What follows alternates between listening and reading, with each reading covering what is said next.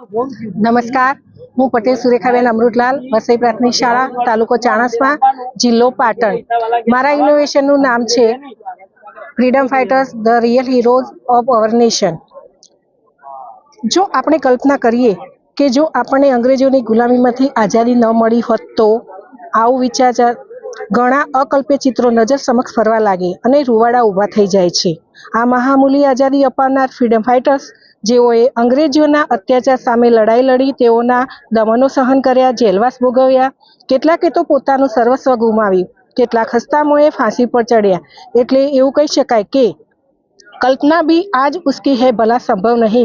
आज़ादी के लिए यातना यम यातना से बढ़ शहीदों ने सही.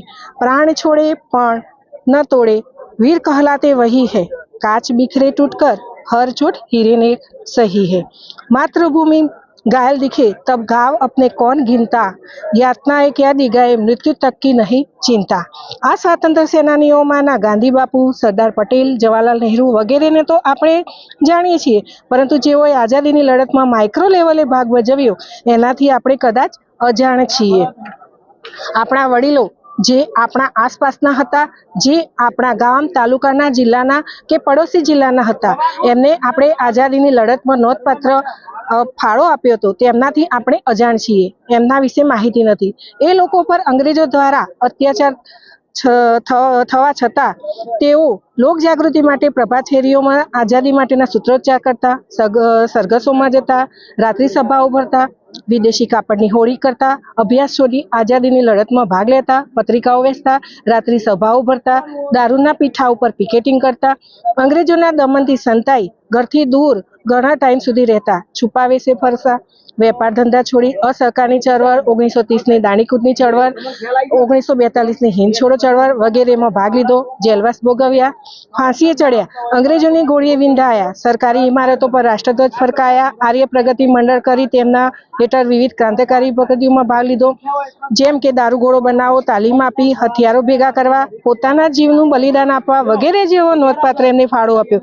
આમ ભારતને આઝાદી અપાવનાર માઇક્રો લેવલના સ્વાતંત્ર્ય સેનાનીઓ વિશે લોકોને કે બાળકોને જાણકારી નહોતી, તેના વિશે માહિતી નહોતી. એટલે મેં આ ઇનોવેશન હાથ ધર્યું, જેમાં વિવિધ કચેરી દ્વારા ગામે ગામે ફરી, વડીલો દ્વારા, સામયિકોમાંથી, સોશિયલ મીડિયા દ્વારા વગેરે રીતે આવા સ્વાતંત્ર્ય સેનાનીના નામ અને તેમના પરિવારોને શોધવાનો પ્રયત્ન કર્યો, જેમાં મને સફળતા મળી. જેમાં સ્વાતંત્ર્ય સેનાનીઓના વિશે, તેમને આઝાદીની કઈ લડતમાં કઈ રીતે ભાગ ભજવ્યો, શું ભાગ ભજવ્યો, જેલવાસ થયો હતો વગેરે માહિતી ભેગી કરી અને તેવી સાબિતી એકત્ર કરી.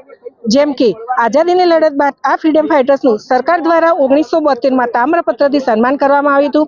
કેટલાકને 15મી ઓગસ્ટના દિવસે સન્માનપત્રથી સન્માનિત કર્યા હતા, ફ્રી બસ પાસ મળ્યા હતા, સરકારી પેન્શન બંધાયા હતા વગેરે જેવા પ્રમાણપત્ર એકઠા કર્યા, જે તેમને આઝાદીની લડતમાં ભાગ ભજવ્યો તેની સાબિતી હતી.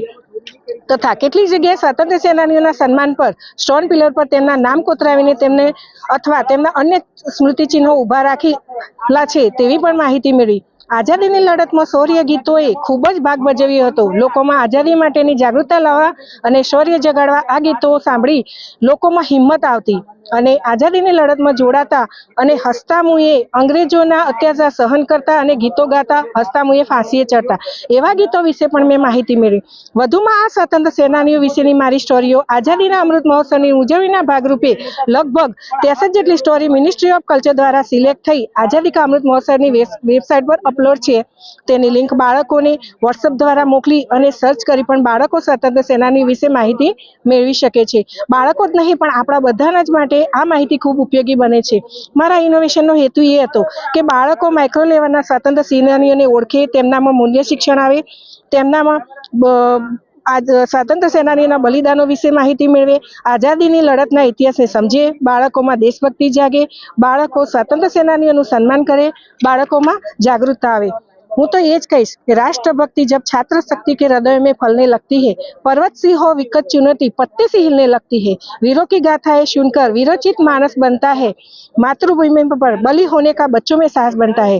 આમ વિદ્યાર્થીઓને માહિતી મેળવી, તેમનામાં દેશભક્તિ વધી, તેમનામાં જાગૃતતા આવી. આમ મારું ઇનોવેશન ઘણું સફળ રહ્યું. છેલ્લે પ્યારા ભારત દેશ માટે હું બે લીટી એ જ કહીશ કે ભારત કી પાવન ધરતી સે લે દિલ મેં તિલક લગાવું, इतना प्यारा देश है मेरा, मैं निस्दिन महिमा गाऊं।